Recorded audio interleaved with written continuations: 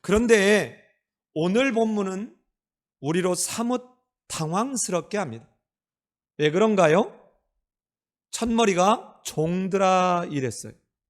여러분, 종과 상전이라는 이 개념은 우리가 갖고 있는 인식에 아주 나쁜 것, 없어져야 될 것, 뭔가 강자에 의해서 유린되는 것, 이런 우리는 역사적 경험들을 가지고 보고 있기 때문에 이 본문을 볼 때도 요즘 무슨 종과 상전이 있어? 이런 생각을 하면서 왠지 성경이 시대를 반영하지 못해 뭔가 안 맞아, 이런 생각을 하는 사람들도 있을 수 있습니다. 오늘날 우리의 제도와 어울리지 않는 것 같지만, 그러나 마치 갈라디아서에서 사도 바울이 갈라디아 교인들에게 뭐라고 하지요?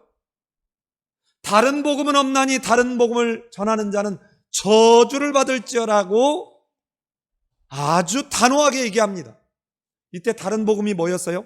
가장 큰 게 그리스도를 영접한 사람들에게 할례를 받으라고 요구한 겁니다. 자, 그럼 오늘날 내가 교회를 다니는데 교회에서 할례 받으라고 요구하는 일이 없어요. 그러면 갈라디아서는 더 이상 필요가 없나요? 그런 게 아니죠. 자, 오늘날 할례를 요구하지 않지만 갈라디아서라고는 AD 1세기경에 사도 바울이 갈라디아 교인들에게 보냈던 이 최초의 독자라는 디딤돌을 통해서 오늘날 우리에게 주는 갈라디아서는 뭘까를 우리는 묵상해 봐야 되는 것이죠. 우리와 상관없는 복음이 아니라 우리와 매우 상관이 있는 복음이죠. 예컨대 오늘날로 얘기하면 그저 모든 교회들이 상담, 치유, 방언, 심지어는 한때 열풍처럼 불었던 게 뭐예요? 조상들에부터 이어져 오는 저주의 사슬을 끊어야 된다, 이런 말도 안 되는 그런 얘기들이 여러분 정통교회라고 하는 그런 교회 안에서도 아주 상당히 횡행했던 일들이 많았습니다. 아니, 지금도 신사도주의에 빠져 있는 교회들은 이렇게 하고 있습니다. 여러분, 지금 골로새서 얘기하고 있는 게 무엇이죠? 예수 그리스도로 충분하고 충족하며 완벽하다. 어쩌면 오늘날 우리에게 갈라디아서는 무언가 또 다른 프로이드 심리학에 심취해 있고 무언가 또 다른 새로운 어떤 사람의 선풍적인 센세이션을 일으키는 어떤 것에 우리는 복음을 적당히 혼합시키고 있는, 그것이 오늘날 우리가 경계해야 될 바로 갈라디아서의 다른 복음인지도 모릅니다. 자, 그런데 오늘 본문에서 말하는 종과 상전은 여러 가지 면에서 앞에 있는 두 가지와 다른 면이 있습니다. 자, 한번 볼까요? 앞에 있는 아내와 남편의 관계, 자녀와 부모의 관계는 창조 때부터 하나님의 섭리에 의해서 만들어진 관계입니다. 그런데 종과 상전의 관계는 창조 때부터 하나님에 의해서 만들어진 관계가 아니에요. 인간에 의해서 만들어진 관계입니다. 그로 인해서 시간이 지나가면서 이 인간, 특별히 타락한 인간, 하나님의 형상, 즉 하나님의 성품과 인격이 훼손되어 버린 인간에 의해서 만들어진 이 종과 상전의 이 관계는 점점 더 심각한 문제로 발전해 왔습니다. 자, 또 하나 여기에 다른 면이 있습니다. 여러분 발견하셨는지 몰라요. 자, 제가 일반적으로 설교할 때 이렇게 한두 절 갖고 설교하는 적이 거의 없잖아요. 자, 그런데 잘 보시면요, 앞에서 아내와 남편에 관한 관계를 할 때는 딱 두 절밖에 없어요. 아내를 향해서 한 절, 남편을 향해서 한 절. 자녀와 부모를 향해서 하는 말도 딱 두 절밖에 없습니다. 자녀를 향해서 한 절, 부모를 향해서 한 절. 그런데 오늘 종과 상전에 관한 이 본문만은 무려 5절이나 됩니다. 종에 대해서 4절이에요. 그리고 상전에 대해서 1절입니다. 자, 사도 바울이 왜 유독 종과 상전에 대해서만 이렇게 많은 양을 차지하고 있을까요? 여러분 안 궁금하세요? 오늘은 설교가 본문보다 이 도입 부분을 이해하는 것이 본문을 이해하는데 매우 중요하기 때문에 그렇습니다. 종과 상전과의 관계가 골로새 지역에 너무도 중요한 문제였습니다. 왜 그랬을까요? 역사적 기록에 봤더니 당시의 골로새 지역에 살고 있는 인구의 적어도 3분의 1이 종의 신분이었다는 거예요. 자, 바로 이어질 부분에서 이런 종이 3분의 1 정도가 살고 나머지는 혈연 관계가 주로 많았겠죠? 자, 이런 관계 속에서 살아가는데 이제 심각한 문제가 터졌습니다. 그 문제가 뭐예요? 바로 다음 책에 우리가 살펴볼 빌레몬서에서 얘기하는 빌레몬이라고 하는 상전과 오네시모라고 하는 종의 관계입니다. 즉 이처럼 이것이 골로새 지역의 심각한 사회 문제가 되었다는 거예요. 자, 여기서 우리는 하나의 중요한 사실을 짚고 넘어갈 수가 있습니다. 그 성품과 본질이 선하시고 여러분 진실하신 하나님에 의해서 이루어진 것은 여러분 시간이 지나도 하나님의 선하심과 하나님의 진실하심이 변질되지 않습니다. 그런데 이 하나님의 형상에 훼손되어 버린 인간이, 타락한 인간이 인간의 필요를 따라서 형성된 종과 상전과의 관계는 시간이 흐를수록 더 심각하고 심지어는 아주 잔인하면서 사회적으로 참담한 결과로 진행되어 왔습니다. 자, 따라서 지금 이 사도 바울은 점점점 더 심각해질 뿐만 아니라 이것이 그리스도인들에게 사회로부터 입혀지게 될 심각한 오해를 바로잡기 위해서 이렇게 긴 절을 통해서 지금 권면하고 있는 것이 어떤 신학자들과 또 심지어는 신앙생활을 하고 있는 사람들 가운데서 이런 얘기를 해요. 아하, 사도 바울도 노예제도를 지지했구나. 왜? 종들아, 상전들에게 순종하라. 이렇게 말하는 거 보니까 노예제도를 사도 바울이 지지하고 있구나. 옹호하고 있구나. 역시 가제는 개편이야. 이렇게 생각하는 사람들이 있을 수 있습니다. 그렇지 않아요. 사도 바울은 노예제도를 옹호하지도 않고 노예제도를 당장에 폐지하라고 요구하지도 않고 노예제도를 지지하고 있는 것이 아닙니다. 이 노예제도는 종과 상전에 관한 얘기는 창세기부터 등장합니다. 이건 무슨 얘기일까요? 우리가 노예제도에 대해서 부정적인 이런 인식을 갖고 있는 것은 우리가 살고 있는 최근 근대 17세기, 19세기에 있었던 저 유럽과 북미에 있었던 노예제도의 그 나쁜 경우들을 우리가 역사적으로 지식적으로 알고 있기 때문에 그래요. 자, 그런데 성경에서 말하고 있는 이 종과 상전이라고 하는 일종의 노예제도와 17세기, 19세기에 있었던 이 노예제도는 근본적으로 다릅니다. 어떻게 다른지 살펴봅시다. 성경에서 말한 노예제도는 기본적으로 경제적 여건 때문에 자발적으로 생겨진 것입니다. 자, 예를 들어서요, 내가 돈이 없어서 돈을 빌렸는데 돈을 갚지 못해요.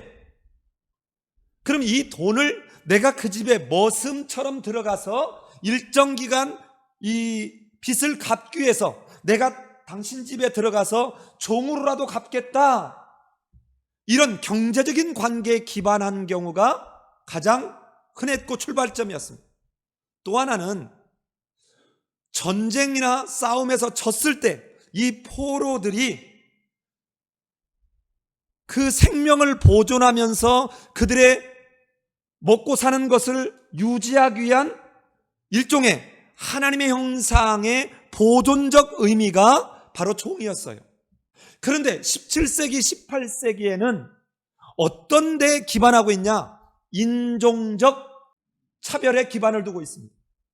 잘못된 성경을 이해한 것이죠. 흑인은 하나님에게 저주받은 종족이고 열등하기 때문에 원숭이에서 지금 진화된 단계에 있는 거고, 앵글로색슨족인 백인은 우월하다, 우리는 샘족이야. 그래서 이들을 뭐 했어요? 매매했습니다. 심지어는 납치에다가 자기 집에 짐승처럼 부렸어요. 그런데 성경은 뭐라고 하나요? 이런 노예 제도를 정죄하고 있습니다. 디모데전서에 보면 하나님이 말씀하시는 이것은 인신매매를 하는 이 사람들에게 그 불법적이고 잘못된 것을 말하노라고, 여러분 디모데전서 1장 8절부터 10절에 보면 잘 나타나 있습니다. 뿐만 아니라 계시록 18장에 가면 이제 상인들이 할 일이 없어지게 돼 있다는 거예요. 왜요? 이때 없어지는 것 중에 하나는 종들을 살고 파는 이 시대가 끝장날 거라는 거예요. 오늘날도 완전히 없어진 건 아닙니다. 그럼에도 불구하고 지금 17세기, 18세기에 아주 창궐했던 노예제도가 지금은 존재하지 않죠. 일반적이지 않아요.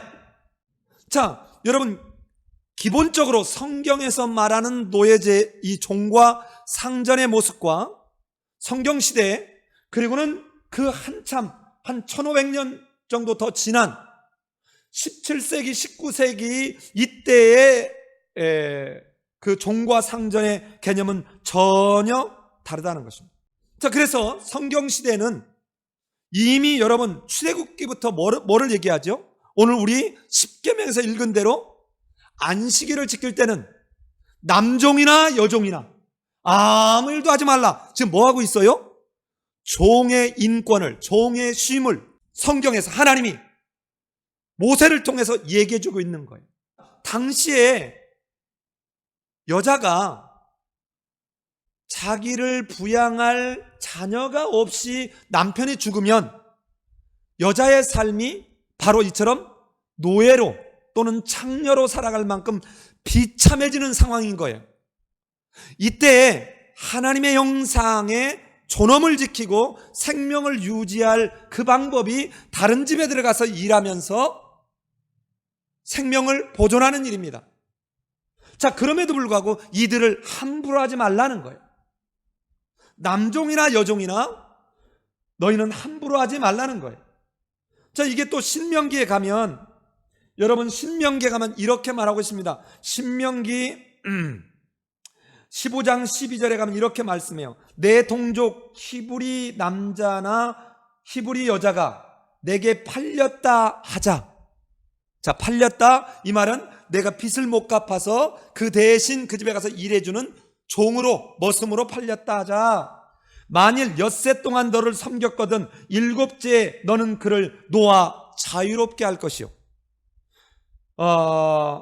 그를 놓아 자유하게 할 때는 빈손으로 가게 하지 말고 내 양무리 중에서와 타작마당에서와 포도주 틀에서 그에게 후히 줄지니 곧 내 하나님 여호와께서 내게 복을 주신 대로 그에게 할지니라. 왜냐하면 너희들 또한 애굽 땅에서 종되었던 것과 내 하나님 여호와께서 너를 속량했음을 기억하라. 이 말은 무슨 말이에요? 너희 이스라엘 민족 자체가 애굽에 뭐였다? 노예였다는 거예요. 이 노예인 가운데 누가 너희가 한 것 아무것도 없이 하나님이 너희를 자유하게 하셨다는 거예요. 여러분, 기본적으로 이스라엘 백성들은, 즉 하나님의 백성의 출발은요 노예였어요. 이스라엘이 노예였다면 오늘날 우리는 죄의 노예였습니다. 이 죄의 노예에서 해방된 그 기쁨과 감격이 있는 사람이 다른 사람에게 달리할 수 있는 거예요. 즉 다시 말하면 거듭남의 기쁨과 감격이 있는 사람이 다른 사람에게 관대할 수 있어요. 그러나 거듭남의 기쁨과 감격이 없는 사람은 다른 사람의 관대함을 자기의 이용의 대상으로 생각할 수 있겠죠. 그러나 성경은 이것을 차치하고 그 약자 편에 대해서 그들에게 관대하게 할 것을 얘기합니다. 그들의 오늘날 얘기하면 인권을 존중할 것을 얘기합니다. 이것을 하나님이 명령했다라고 얘기합니다. 자, 아까 말씀드린 대로 실제로 신약 시대는요, 그리스 로마 시대에도 어떤 일이냐면요, 의사가, 법률가가, 정치가가 어떤 유력한 사람 밑에 머슴처럼 들어가서 배우고 그 사람의 갖고 있는 영향력을 내가 공급받고 내가 그것을 기반으로 무언가 사회적 신분을 향상하고자 하는 이런 목적으로 그 영향력 있는 사람 밑에 자발적으로 스스로 노예로 들어가는 일이 많았습니다. 그러니까 오늘날 우리 이 노예 개념하고는 많이 다르다는 것이죠. 자, 이런 노예 제도에 대한 성경에서 종에 관한 이 제도를 잘못 이해한 나머지, 여러분, 성경을 잘못 이해하면 어떤 일이 벌어져요? 이단이 나오는 거예요. 자, 우리 여기서 알 수 있어요. 성경적 개혁신앙에서는 거듭난 성도의 내적인 변화가 하나님의 말씀에 순종하는 성경적 가치와 원리를 따르는 삶으로 나타남으로 사회가 달라지기를 바라요. 이게 개혁신앙입니다. 성경에 기반을 둔 개혁신앙이에요. 그런데요, 이런 말을 잘못 이해한 해방신학자, 민중신학자는 뭐를 하느냐? 사회운동이나 민중봉기를 일으켜 살아도 강압적인 방법으로 사회를 틀을 바꿔놓고 여기에 강압적으로 따라오도록 강요하는 이 방식이 해방신학, 민중신학의 방식이에요. 제도를 통해서 뭔가를 바꿔보겠다는 것입니다. 성경적이지 않아요. 성경적이지 않습니다. 성경의 본문을 잘못 이해하면 이런 일들이 벌어지는 것이죠. 죄의 종이었다가 전적인 하나님의 은혜로 죄에서 자유를 얻게 된 구원받은 사람이 하나님의 그 사랑과 자비에 감사하고 감격하여 하나님의 말씀으로 순종하는 그 삶으로 바뀔 때 자기 밑에 있던 노예를, 자기 밑에 있던 종을 자유하게 해주는 겁니다. 여러분, 이런 모습을 통해서 세상에 있는 믿지 않는 자들이 믿는 자들의 이 모습을 보고 본받고 배워가게 하는 이것이 복음이에요.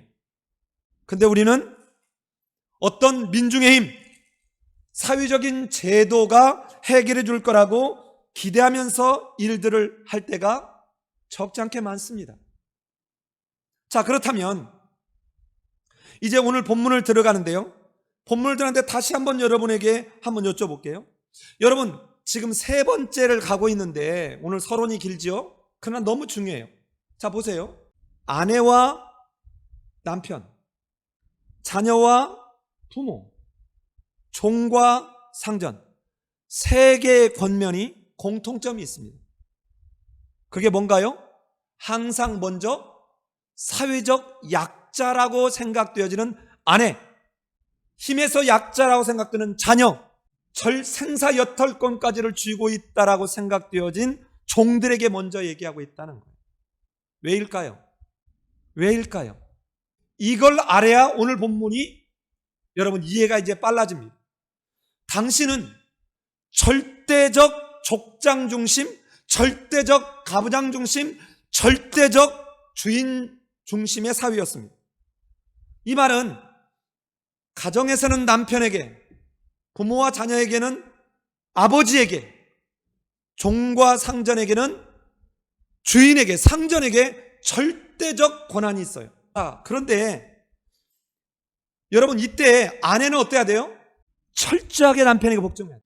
여러분, 제가 어렸을 때만 해도 동네에서 여자들이 많이 맞았습니다. 왜 그래요? 남편이 말하는데 말대답했다고 맞는 거예요. 그래서 우리 할아버지들이 한 말이 있어요. 여자의 목소리가 담벼락을 넘어가면 그 집은 망한다. 암탉이 울면 망한다. 뭐 이런 식의 해서 여자들을 아주 억압했습니다. 그래서 이 여자들이 어떻게 해요? 옛날에는 다 건불을 떼가지고 밥을 했는데 이 건불 긁어가지고 새벽에 잿간에다 이거 버리면서 울었다는 거예요. 그래서 우리 어머니, 지금의 할머니들의 눈물은요, 고인 눈물이에요. 그런데 자식들은 눈물이 흐르는 눈에 보이는 것만 보고 엄마가 울고 있는 걸 모르는 거예요. 우리 한국의 어머니들의 눈물은 고인 눈물입니다. 그래서 어머니들이 울을 때 보면요, 우리처럼 엉엉이 아니에요. 이 수건 같은 걸로 옷고름으로 찍어내는 눈물이라고요. 고인 눈물이에요, 고인 눈물. 흐르면 망한다고 하니까, 더 구박을 받으니까. 이렇게 절대적이었어요. 이때도 마찬가지였습니다. 자식은 아버지의 절대적인 관리 상태에 있었습니다. 아버지가 사슬로 묶어놓기도 했어요. 아버지가 엄한 체벌을 할 수도 있었습니다. 종은요, 주인에게 절대적 복종이 요구되었어요. 심지어는요, 죽여도 문제가 안 됐습니다. 종이요, 주인에게 제 의견은 이런데요, 있을 수가 없는 일이었습니다. 자, 이런 당시의 사회적인 모습이에요. 지금 어떤가요? 구약시대보다 점점 타락한 인간들에 의해서 만들어진 종과 상전의 제도는 누군가를 억압하고 누군가의 생명을 위협하는 쪽으로 갑니다. 그런데 예수 그리스도로 말미암은 복음에서 뭐라고 합니까? 우리 이미 앞에서 나왔어요. 우리 한번 가볼까요? 골로새 3장 9절 갑니다. 골로새 3장 9절. 사도 바울이 그동안 전한 복음이 이거예요. 이 책 안에서만 봐도 이게 있죠. 3장 9절 제가 읽은 뒤부터 우리 11절까지 한번 읽습니다. 너희가 서로 거짓말을 하지 말라. 시작. 옛사람과 그 행위를 벗어버리고 새 사람을 입었으니 이는 자기를 창조하신 이의 형상을 따라 지식에까지 새롭게 하심을 입은 자니라. 거기에는 헬라인이나 유대인이나 할레파나 무할레파나 야만인이나 스구디아인이나 종이나 자유인이나 차별이 있을 수 없나니 오직 그리스도는 만유시요 만유 안에 계시느냐. 자, 보세요. 이러한 가부장적 절대적 중심사회, 주인과 가진 자의 절대적 중심사회에서 지금 사도 바울이 전한 복음이 뭐예요? 종과 자유자가 아무 뭐가 없다고요? 차별이 없다고요. 여러분, 이 말을 종들이 듣고 오해하면 어떨까요?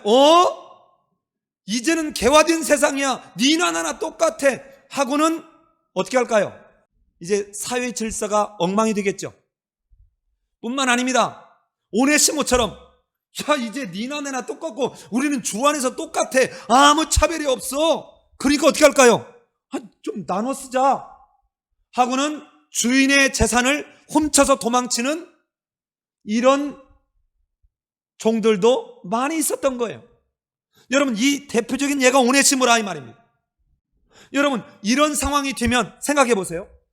이런 상황이 되면 그렇지, 지금 잘 유지되고 있는 사회에 웬 그리스도의 복음이라 합시고 전하는 이 복음을 듣고 난 뒤에 사회가 엉망이 되었다 그러면, 여러분, 사회가 엉망이 된 이 모든 게 바로 예수 때문이야. 그래서 복음이 막힐까요? 안 막힐까요?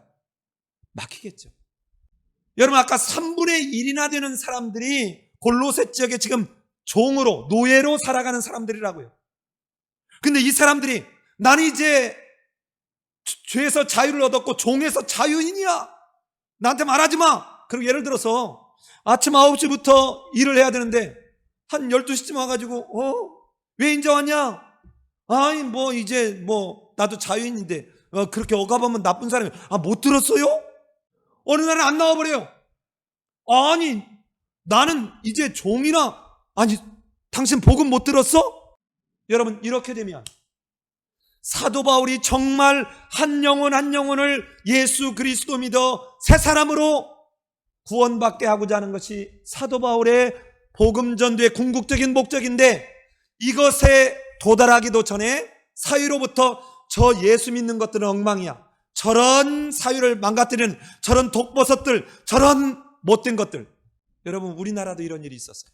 여러분, 우리 대한민국의 조선시대 말기에 복음이 들어왔을 때 왜 그렇게 탄압을 받았나요? 왜 박해를 받았나요? 제사 안 드리는 것 때문에. 이것들은 조상도 몰라봐, 어른도 몰라봐. 여러분, 지금도 이것은 이어지고 있습니다. 왜 그래요? 명절 때 시어머니한테 어머니 제가요 여전도회 회장이라 이번 주에 못 갑니다. 여전도 회장 하지 말라 그랬잖아요. 어머니 제가 찬양대라서요 이번에 부활절 칸타타가 있어서 이번에 어머니 생신에 못 갑니다. 부활절 칸타타 빠져. 그 어머니를 구원하기 위한 것이 더 중요하냐고요. 부활절 칸타타에는 내가 못 들어가도 얼마든지 할 사람이 있어. 진짜 복음이 가려고 하는 궁극적인 본질을 놓쳐버린 채 엄한 것 때문에 그 형제들 속에서 저 예수 믿는 것들은 어른도 몰라봐, 부모도 몰라봐. 아주 싼 것들이야. 여러분, 여기서만 있는 게 아니에요. 이 골로새서보다 먼저 보낸 서신을 잠깐 볼까요? 가장 먼저 사도 바울이 보낸 갈라디아서 3장 28절에서 이렇게 얘기합니다. 여기서 한 풀 더 떠요. 너희는 유대인이나 헬라인이나 종이나 자유인이나 남자나 여자나 다 그리스도 안에서 하나이니라. 아무 다름이 없다 이거. 여러분, 늘상 이럴 때는 어떤 문제가 생기죠? 억압받았던 사람들이 기회는 찬스라고는 막 들고 나오는 것이죠. 여러분, 우리나라 이랬다고요. 여러분, 6.25 때 머슴 살던 사람들이 어떻게 했어요? 죽창 들고 나왔어요. 여러분, 이 사람들이 뭐 했어요? 공산당 부역하면서요 그 지주들 잡아 죽이는 데 앞장섰습니다. 이처럼은요 오랫동안 유지되어 왔던 사회적 상황을 여러분 그 내용을 오해한 나머지 단번에 이걸 갈아치우려고 하다 보면 여러분 진짜 중요한 것을 놓친 채, 복음을 놓친 채 기독교는 아주 악한 종교요, 사회 소요만 일으키는 종교라고 탄압받는 거예요. 여러분 기억납니까? AD 59년경에 글라우디오 황제 때 로마에 소요가 많이 있자 유대인들은 다 로마를 떠나라. 기억나세요? 49년에서 54년에 돌아오는구나. 예, 약 6년 만에 돌아옵니다. 여러분 똑같은 거예요. 똑같은 것입니다. 뿐만 아니라 고린도서 7장 22절은 또 이렇게 말합니다. 여러분 이런 말 들으면 아마 종들이 와 하고는 저 3.1운동 때 나가서 대한민국 만세 부른 것처럼 아마 대한독립 만세 부르듯 우리 해방됐다고 여러분 두 손 들고 하게 하는 이런 오해를 불러일으킬 수 있어요. 7장 22절에 가면요 주 안에서 부르심을 받은 자는 종이라도 주께 속한 자유인이요 그와 같이 자유인으로 있을 때 부르심을 받은 자는 그리스도의 종이니라. 자, 이게 무슨 말이에요? 종으로 있다가 그리스도의 부르심을 받으면 그 사람은 이제 자유자라는 거예요. 그런데 자유자로 있다가 부르심을 받은 사람은 뭐래요? 종이래요. 이거를 오해하면 어떻게 됩니까? 이제 세상이 어떻게 됐어요? 뒤바뀌었어. 여러분 오늘날은 이게 뭐예요? 돈이에요 다. 어제까지 길길이 살다가 할아버지한테 물려받은 땅 몇 평이 갑자기 거기에 신도시가 드러나면 수백억 땅 부자가 돼서 이제 여러분 이걸 뭐라 하죠? 졸부들이 이를 두드리면서 온갖 어지럽힌다고. 아주 사회를 어지럽혀. 어떤 제도나 어떤 말을 오해하면 이제 이게 뒤바뀌었다는 거예요. 그러니까 이제 종이었던 사람이 자유인이고 자유인이었던 사람이 종이 된다고. 여러분 이렇게 오해를 하면 엉망진창이 되겠죠. 이런 바탕 위에 지금 사도 바울이 오늘 얘기를 하는 겁니다. 오늘 얘기를. 여러분 자, 종과 노예 제도에 대한 그 바탕, 오늘 사도 바울이 지금 어떤 속에서 이 본문을 얘기하고 있나? 자, 그럼 보세요. 왜 종들에게 4절이나 말하고 있을까요? 이 종들, 즉 억압받았던 사람들이 이 억압이 풀리면 여러분 이걸 오해해서 그러면 정반대로 보복과 여러분 정말 안갚음이 온 사회를 뒤덮을 거예요. 사도 바울은 이게 아니라 그리스도인들이 내적인 변화를 그리스도로 말미암아 거듭난 사람이 된 그 기쁨과 감격 속에서 너희의 삶으로 내 사회가 어떠함과 상관없이 내가 오네시모를 빌레몬이 자유하게 해주는 이런 모습이 그리스도를 영접한 사람들의 선한 영향으로 사회에 잉크가 번져가듯 서서히 번져감으로 사회가 개혁되기를 바란 거예요.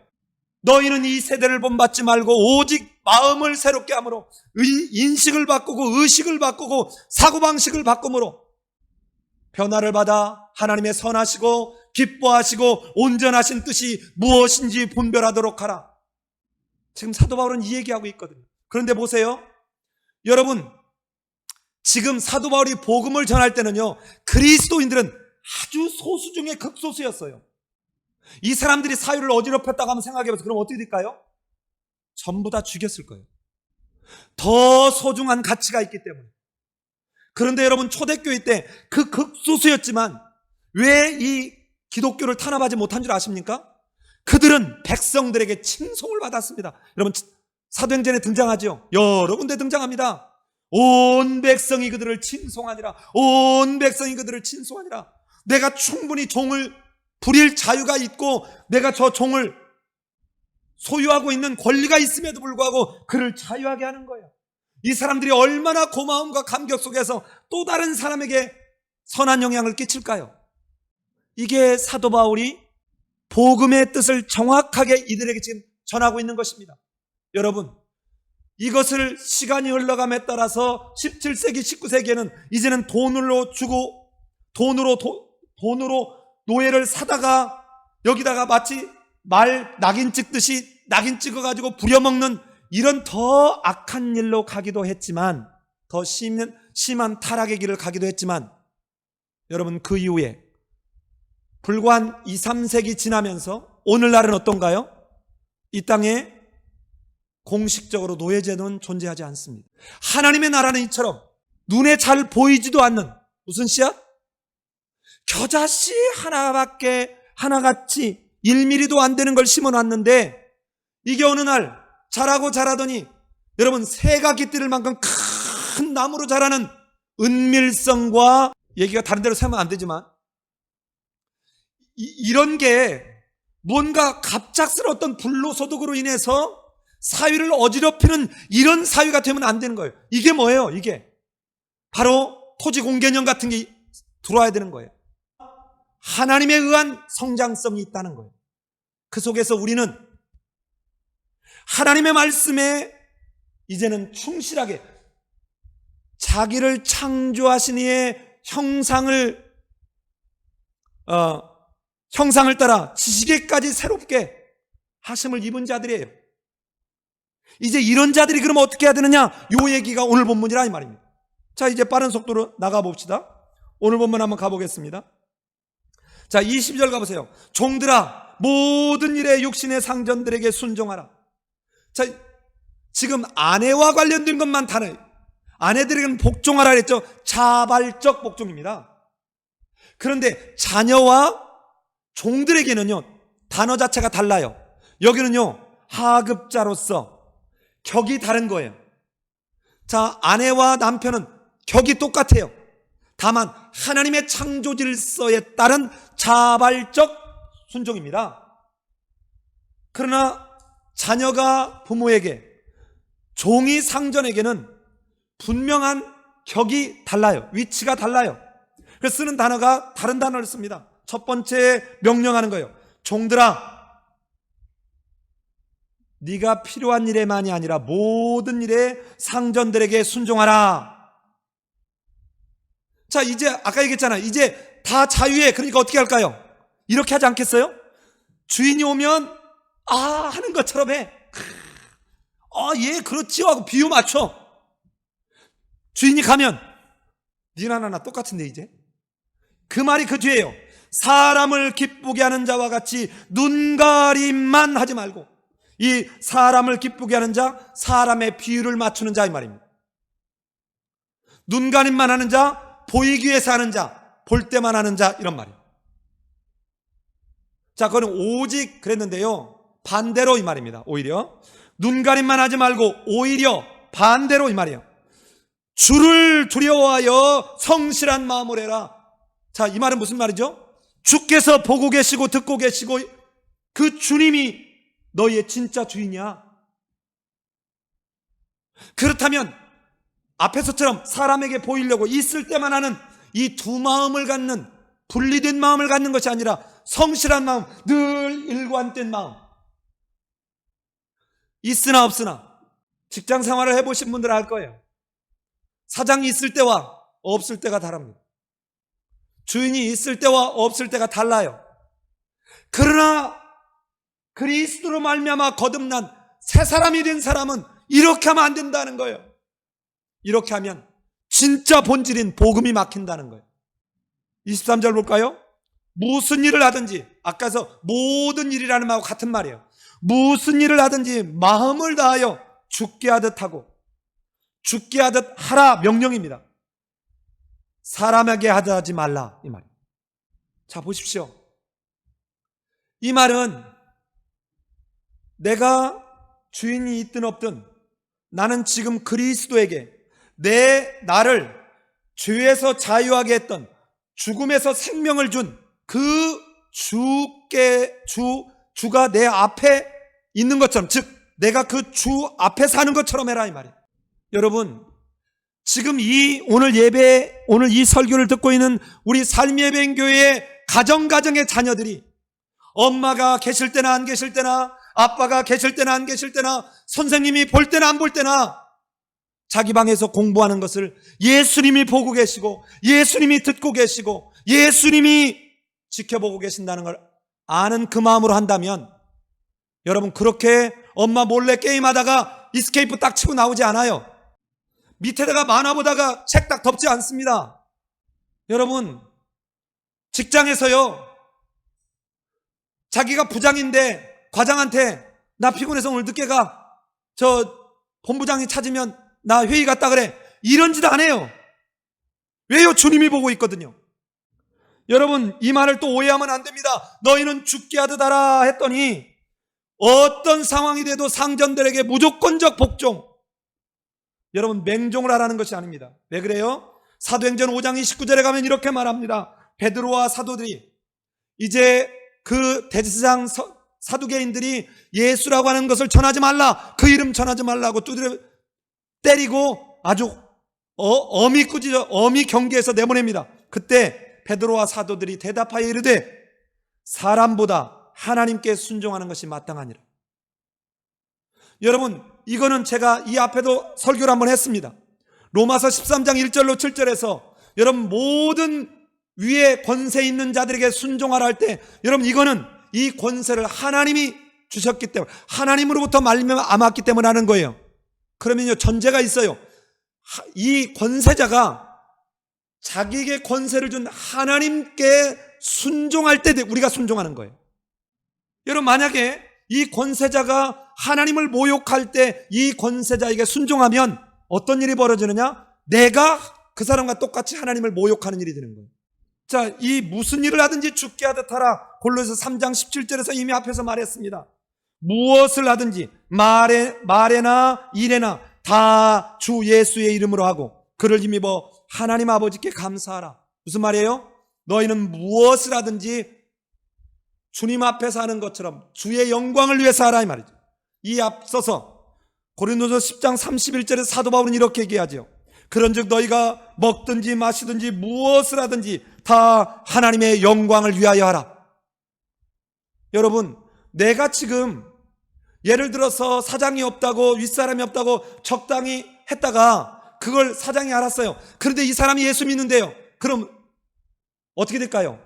예수 믿는 것들은 꼭 입만 살았어. 누가 욕먹어요? 하나님이 욕먹어요. 예수님이 욕먹어요. 이렇게 하지 말라 이거예요. 그러면 어떻게 해야 돼요? 내 앞에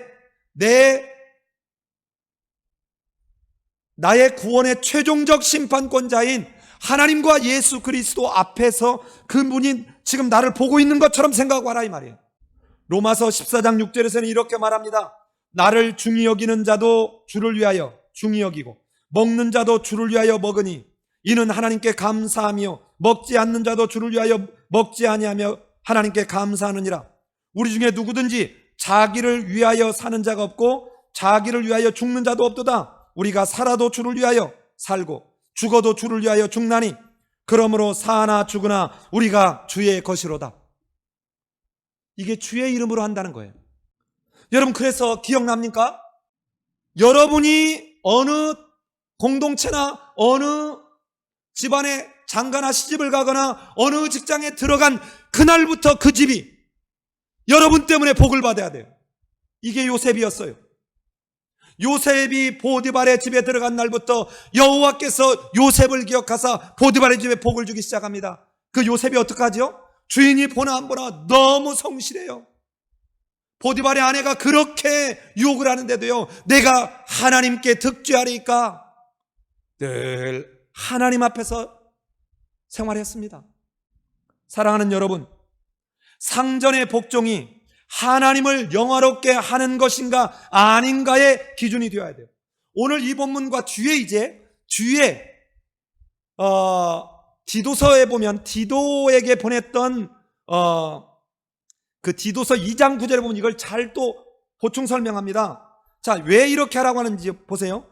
종들로는 자기 상전에게 범사에 순종하여 기쁘게 하고 거스려 말하지 말며 말대꾸하지 말고 순종하기를 거부하지 말라, 이 말입니다. 훔치지 말고 횡령하지 말라는 거예요. 자기 이익을 위해서 떼어놓지 말라는 거예요. 오히려 모든 참된 신실성을 나타나게 하라. 이렇게 하는 것이 범사에 우리 구주 하나님의 교훈을 빛나게 하는 것이다. 즉 하나님의 영광을 가리지 않는 것이요, 복음을 욕되게 하지 않는 것이다, 이 말이에요. 한 개인이 예수 그리스도를 믿어서 새 사람이 됐다면 개인적인 삶은 즉시 나타나도록 노력해야 합니다.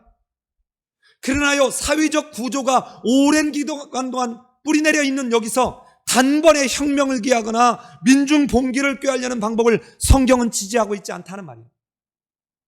오히려 그럴 때 하나님의 주권적 역사 앞에 의지하면서 내가 바뀜으로 옆 사람이 바뀌고 서서히 바뀌어가야 하나님의 은혜임을 인정하면서 더 겸손하게들 하지, 내가 민중봉기라고 내가 뭔가를 해가지고 여러분 바뀌었다고 생각해 보세요. 어떻게 될까요? 누가 했어요 이거? 내가 했어요. 미디안과 싸움을 하러 나간 기드온 시절에 여러분 그 3만 명이 넘는 사람들이 모였는데 이 사람들 다 같더라면 전쟁 이겼으면 왜 이겼어요? 우리가 3만 명이 아주 용감하게 싸워서 이긴 거예요. 근데 하나님은 어떻게 해요? 여기서 두려워 떠는 자들 가게 해라.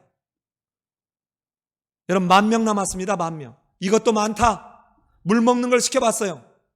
그랬더니 300명만 다르게 먹습니다. 요 적은 숫자를 택한 거예요. 뭐 무릎을 꿇고 먹으냐 이거 가지고 얘기하는 그게 아니라 작은 수를 택해서, 성경에 뒤에 해석까지 되어 있잖아.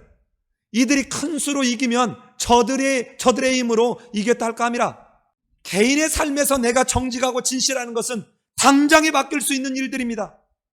그러나 사회는 복음을 받은 사람들이 있는 곳만이 아니라 복음을 모르는 사람이 더 많아요.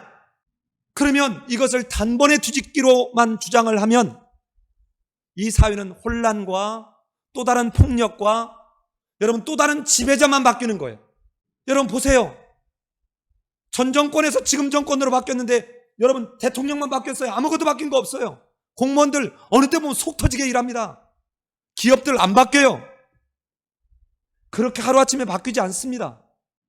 자, 그렇다면 오늘 본문을 과연 종과 상전과의 관계로 여러분 고정시켜놓고 봐야 될 것인가? 오늘날 우리에게는 바로 직장에 관한 것이 가장 먼저 적용할 수 있지만 결코 직장에 관한 것만이 아닙니다. 디모데전서 5장 1절에 가면 이렇게 말합니다.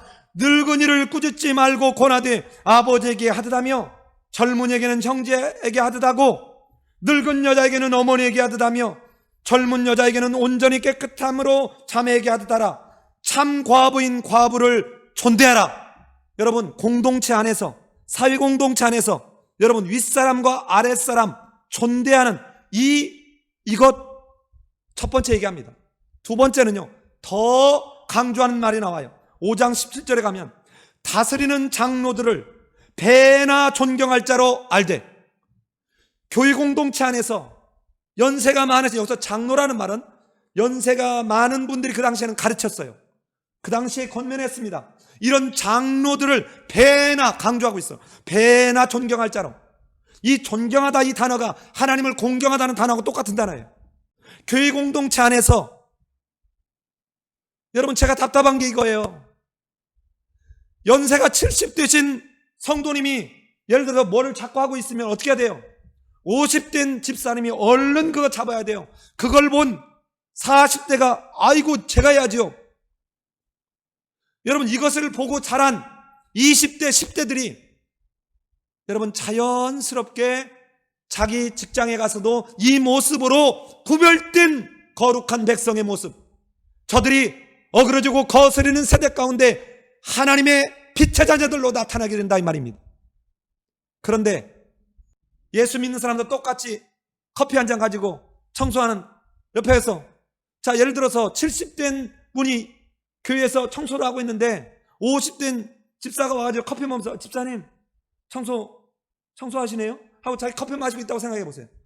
여러분, 우리가 마치 이제는 세상이 신천지가 됐어, 이제는 개화시대야. 아닙니다. 하나님은 질서를 말씀하고 있는, 너희들의 힘과 능력으로가 아니다. 여기서 끝나지 않아요. 여러분, 6장 1절에 가면 바로 상전들에 대한 얘기가 나옵니다. 이어지고 있어요. 무릇, 디모데전서 6장 1절에 무릇 멍에 아래에 있는 종들은 자기 상전을 범사에 마땅히 공경할 자로 알지니. 여러분, 이 공경할 자란 말이 내 값을 지불해 준 자 이 말이에요. 그러니까 내 빚을 탕감해 줬으니까 내가 값을 치러야 될 자로 여겨야 된다는 거예요.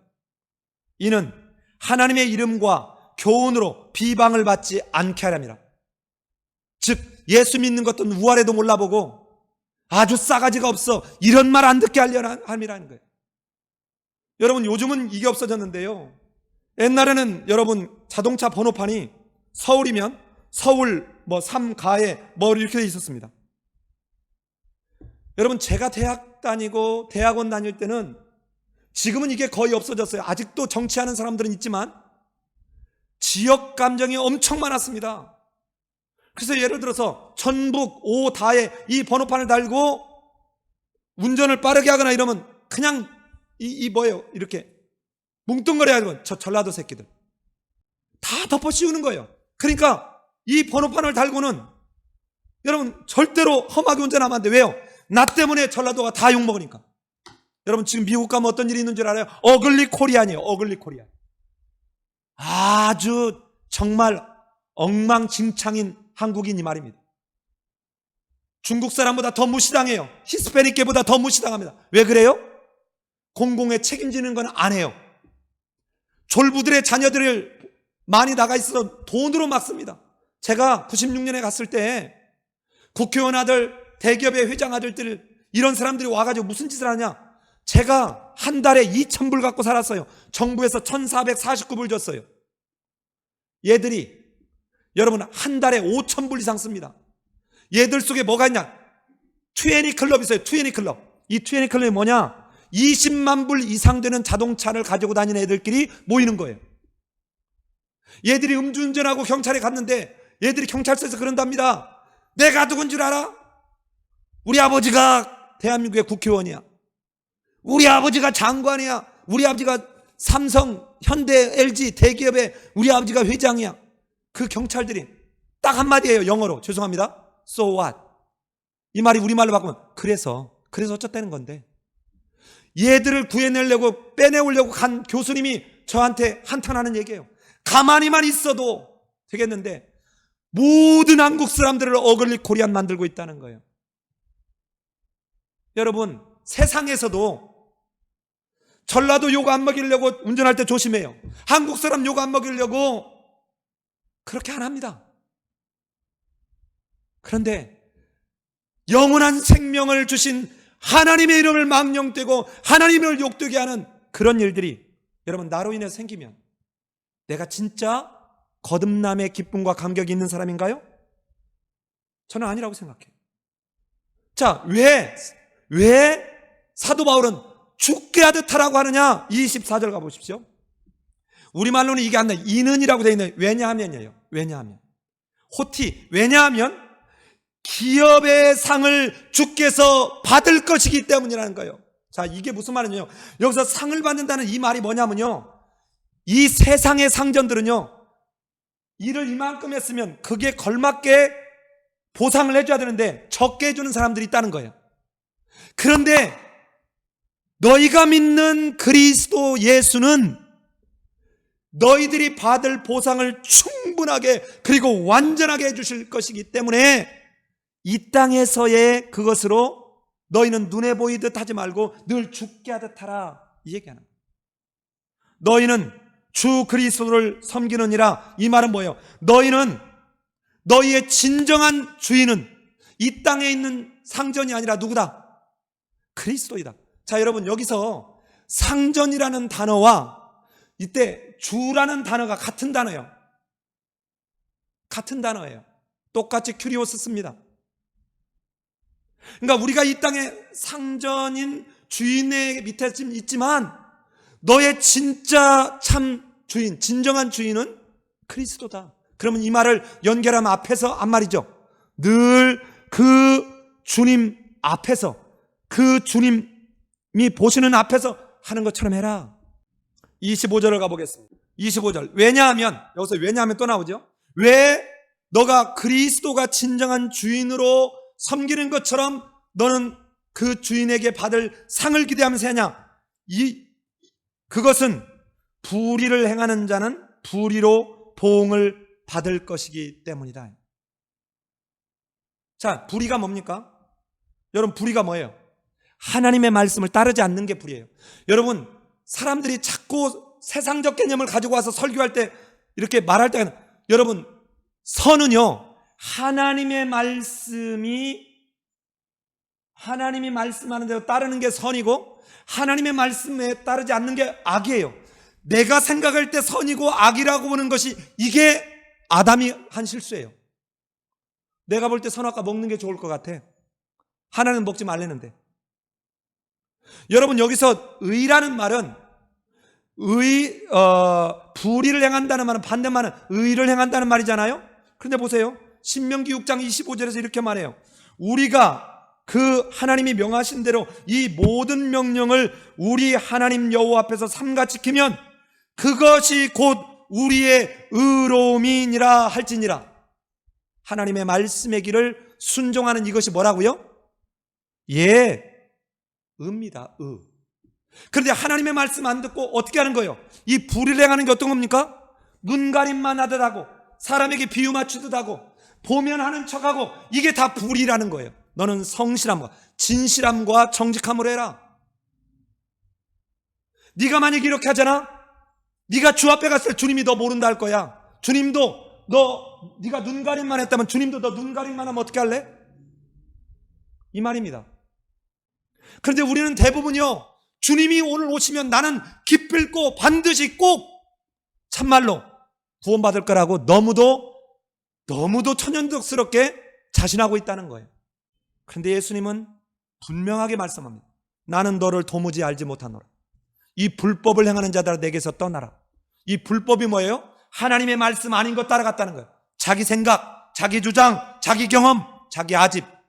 여러분, 당장 내려놔야 돼요. 성경과 부딪히면 당장 내 경험, 내 생각, 내 지식 당장 내려놔야 돼요. 절대적 상대화 시켜야 됩니다. 주의 나라에서는, 자, 이때 앞에서 24절에서 왜냐하면 기업의 상을, 즉 이 말은 상으로 기업을 받을 것이기 때문이다, 이 말이잖아요. 여러분, 우리가 상을 무슨 상을 받아요? 우리가 받을 상이 뭡니까?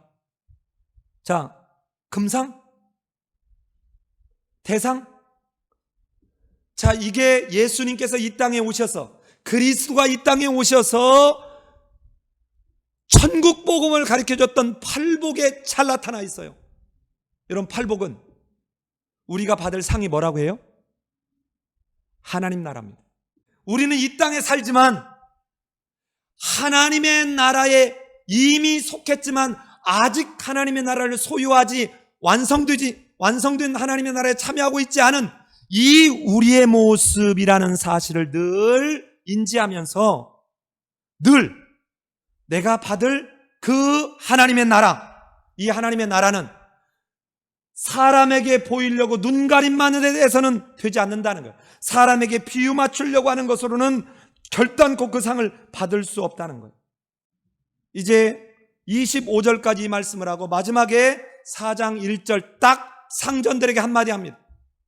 자, 우리 4장 1절 한번 읽어볼까요? 같이 읽습니다. 시작. 자, 여러분 보세요. 사도 바울이 왜 지금 종들에게 4절이나 말하고 있는지 우리 앞에서 봐왔던 성경을 하나만 참고해보면 너무 쉽게 알 수 있어요. 여러분, 고린도전서 4장 8절에 가면 고린도 교인들 어떻게 했죠? 이미 자기들은 천사와 통하고 있고 자기들은 뭔가 이미 하나님과 이 하나님의 나라 구원의 완성에 지금 참여하고 있어요. 그래서 어떻게 하느냐? 나는 이미 다 모든 것 다 이룬 사람이야. 그래서 내가 이 육체를 가지고 무슨 짓을 해도 나는 구원받은 사람이야. 이건 아무 문제가 없어. 이러면서 엉망진창으로 했거든요. 이러한 고린도 교인들에게 사도 바울이 한 말이 고린도전서 4장 8절에 제가 한번 읽어볼게요. 너희가 이미 배부르며 이미 풍성하며 우리 없이도 이미 왕이 되어버렸구나. 우리가 너희와 함께 왕 노릇하기 위하여 참으로 너희가 왕이 되기를 원하노라. 비꼬는 거예요. 지금 뭐예요? 나는 이미 왕 같은 제사장, 거룩한 백성 다 완성됐다는 거예요. 여러분, 지금 만약에 골로새 지역에 있는 종들이 여러분, 자, 이제 종이지만 나 자유인이야. 네가 뭔데? 여러분, 이미 모든 게 완성된 양 이렇게 함으로 하나님의 복음도 망가지고 하나님의 영광도 망가지는 이런 상황이 되지 말기를 4절이나 걸쳐서 얘기했습니다. 그런데요, 상전들에게도 하는 말이 똑같습니다. 상전들아, 큐리오스예요. 의와 공평을 종들에게 베푸라. 자, 의와 공평 앞에 불의하고 반대되는 말이죠. 그럼 이게 무슨 말입니까? 너희도 하나님의 말씀대로 정직하고 진실하게 해라. 자비롭고 인애롭게 해라 이 말이에요. 여러분, 성경 전체를 크게 둘로 나누면 에메트와 헤세드입니다. 자, 에메트 진실함이에요. 진실함. 그러니까 뭐예요? 변함이 없어요. 오늘 이랬다 내일 저라면 진실함이 아니죠. 그러니까 정의로움이에요. 그러니까 뭐예요? 공의입니다. 심판이에요. 그런데 이 속에서도 하나님은 뭐예요? 헤세드. 충분히 심판할 권리가 있지만 하나님은 자기 권리를 쓰지 아니하고 예수 그리스도를 이 땅에 보내서 우리를 구원하셨습니다. 이게 헤세드예요. 자비예요. 긍휼이에요. 사랑이에요. 이 두 가지가 함께 있어요. 항상 하나님은 심판하시는 하나님이지만 용서하시는 하나님이에요. 이런 것처럼 너희 또한 의와 공평으로. 자, 이게 무슨 말이에요? 자, 눈가림만 하듯 하지 않고 일했던 그 사람들에게 품삯 적게 주는 거 하지 말라 이 말이에요. 오늘날 비정규직 만들어가지고 88만 원 주는 것 잘못됐다 이 말입니다. 예수 믿는 사람들이 이러고 있다고요. 여러분, 우리가 말만 하면 잘하는 무슨 랜드라고 하는 여러분 옷 회사 있었잖아요. 이 사람이 저 강남에 있는 그 대형교회 장로입니다. 캐시어들을, 정규 직원들을 비정규직 만들었어요. 그리고는 예배당 짓는데 몇십억 헌금한다고요? 그러니 그 예배당이 여러분 썩은 냄새만 진동하는 거예요. 아니에요. 아니에요.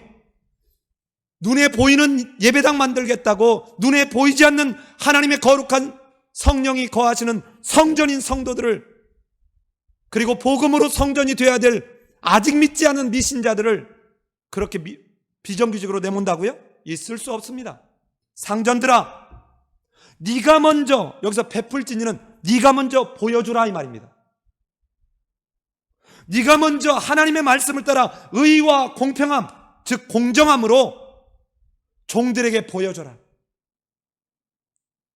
자, 그리스도를 영접한 상전들이 종들을 정말 이전과 다르게 대우하는 것, 보살펴주는 것을 경험하게 해줘야 종들이 달라질 거 아닙니까? 여러분, 목회를 하면서 목사로서 가장 무너질 때가 성도들이 변하는 것이 보이지 않는다, 느껴지지 않는다 할 때는 여러분, 내가 본을 못 보였구나. 내가 뭔가 그들로 보고 예수님이 그랬잖아요. 와 보라, 와 보라. 여러분 와서 보고 그것을 본받아 따라가야죠. 사도 바울이 얘기했처럼 내가 그리스도를 본받은 것 같이 너희는 나를 본받으라. 상전들이 먼저 의와 공평을 보여주라는 거예요. 사랑하는 여러분, 그리고는 뒤에 얘기합니다. 왜냐하면 또 그래요. 왜냐하면 여기는 아예 없지요. 왜냐하면 너희에게도 하늘의 상전이 계심을 알지어다. 너 이 땅에서 네가 지금 하나님이 주신 은혜와 복으로 네가 지금 주인을 하고 있지만 이거 진짜 아니야. 너 착각하지 마. 사랑하는 여러분, 자, 오늘 이 서론 때문에 내용이 좀 길어졌는데요. 여러분 보십시다. 하나님이 우리를 부르셨다라는 말을 할 때요, 이때 이 헬라어 단어가 칼레오라는 말입니다. 이 칼레오라는 말이 여러분 라틴어로 바뀔 때 뭐라고 바뀌었냐? vocao라는 말로 바뀐 거예요. 이 vocao라고 하는 라틴어에서 나온 말이 뭐냐? vocation이에요. 직업이에요. 직업. 여러분 목사만 부르심을 받은 게 아니에요. 소명을 목사만 있다고 생각하면 돼요. 여러분 한국의 목사님들이 그동안 목회자만 주의 종이라고 했다고요. 계급화시켰어요. 언어에서부터. 아닙니다. 고린도서 1장 1절 봐요. 그리스도 예수의 사도로 부르심을 받은 나 바울은 너희는 성도로 부르심을 받았다. 하나님의 뜻을 따라. 이 앞에 같이 따라가는 게 하나님의 뜻을 따라요. 내가 목회자로 부름을 받은 것도, 내가 성도로 부름을 받은 것도, 내가 이 직장에 부름을 받은 것도, 저 직장에 부름을 받은 것도 하나님의 뜻을 따른 여러분 vocaeo, 하나님의 부르심 가운데 있다고요. 여러분 그래서 그 직장에 여러분이 그 직장 속에서 하나님의 영광을 나타내야 돼요. 어떻게 하는 거예요? 그 직장의 최고의 전문가 돼야 돼요. 여러분 직장에 가서 성경 읽으려고 하지 말아요. 30분 먼저 일어나서 교회에서 집에서 읽으십시오. 직장에서요 교회를 가지고 전화하거나 최소화해야 합니다. 저도 어느 때 급해서 전화할 때가 있습니다만 이거 최소화해야 돼요. 제가 학교나 이런 데 전화를 해보면, 제가 나온 한양대학교에 일이 있어서 직원들하고 전화를 해보면 거기에 목회자로 직원으로 있는 사람이 있습니다. 무슨 얘기하다가 그 직원이 저한테 하소연을 하는 거예요.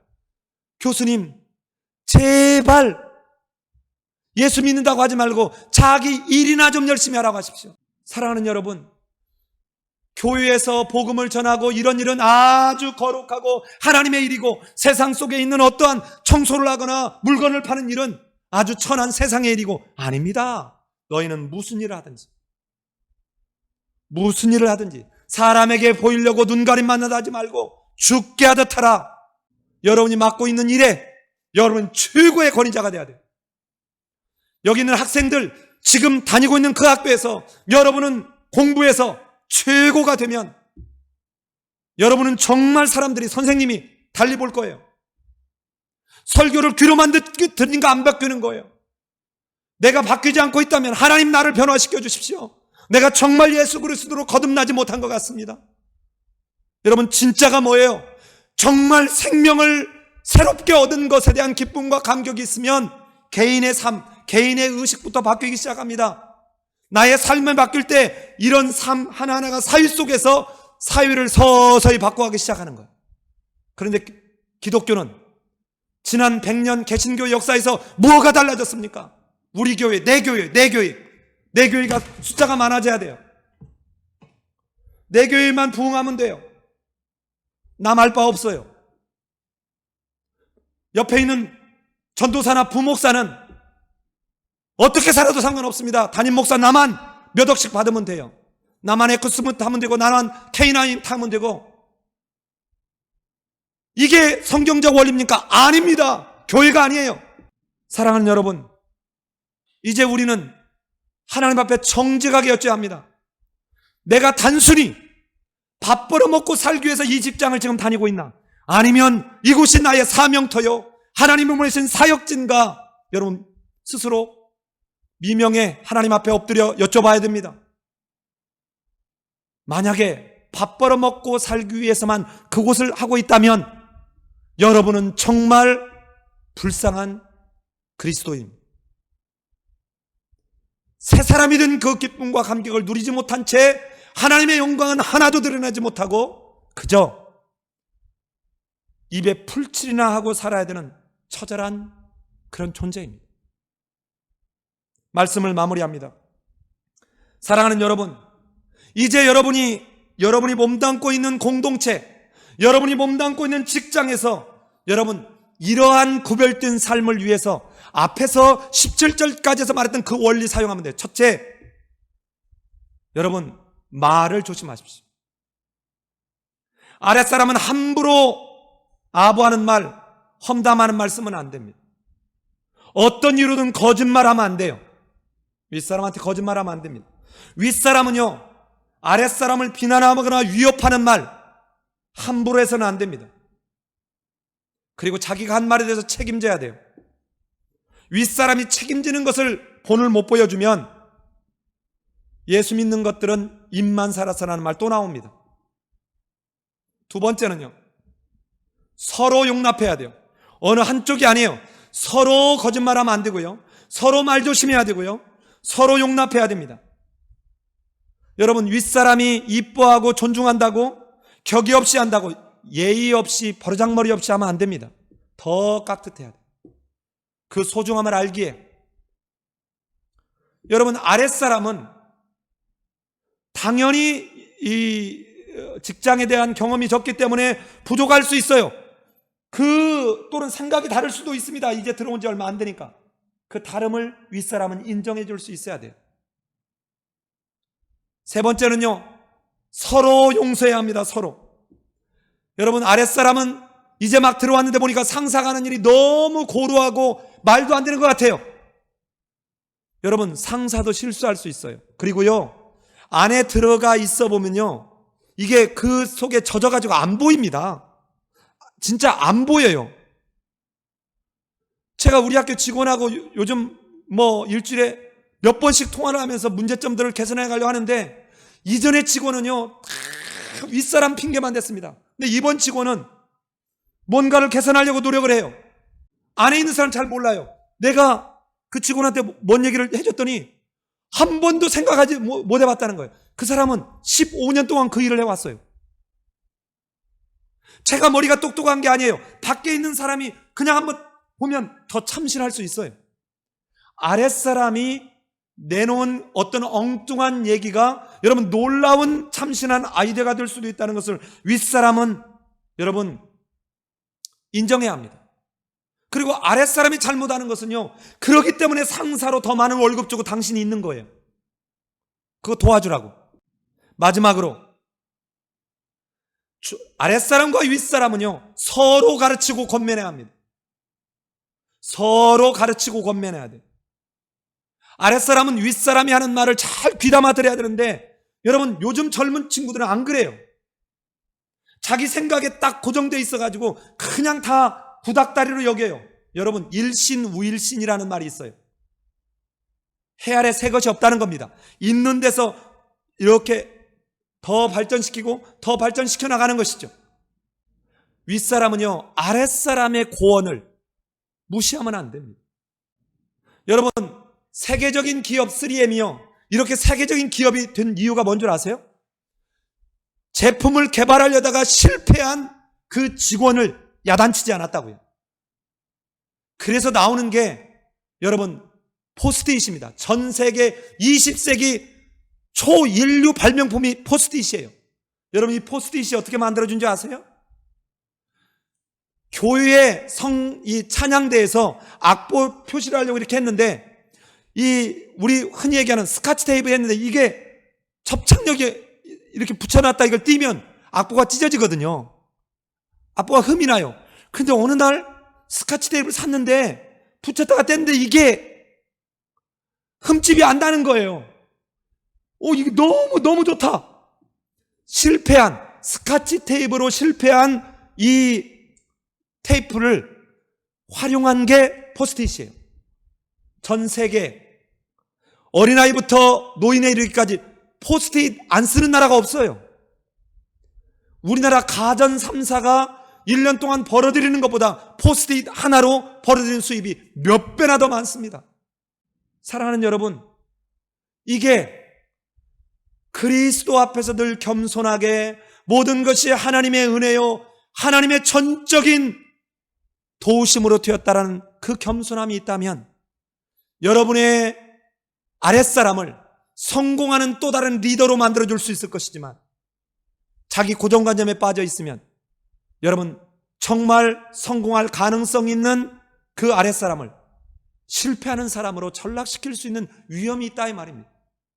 반대로 아랫사람은 그 윗사람이 가져왔던 그 노하우와 경험과 이런 것을 완전히 무력화시키는 어리석음을 범할 수도 있습니다. 저는 삶의 예배교회 성도들이 있는 그곳에서, 그곳이 하나님이 나를 보내신 사명토요 사역지라는 소명감을 가지고 이제 여러분의 삶을 통해서 하나님의 영광을 받으시고 사람들은 존경과 여러분을 모델로 삼을 수 있는 그런 우리 모든 성도님들이 되시기를 예수님의 이름으로 기도합니다.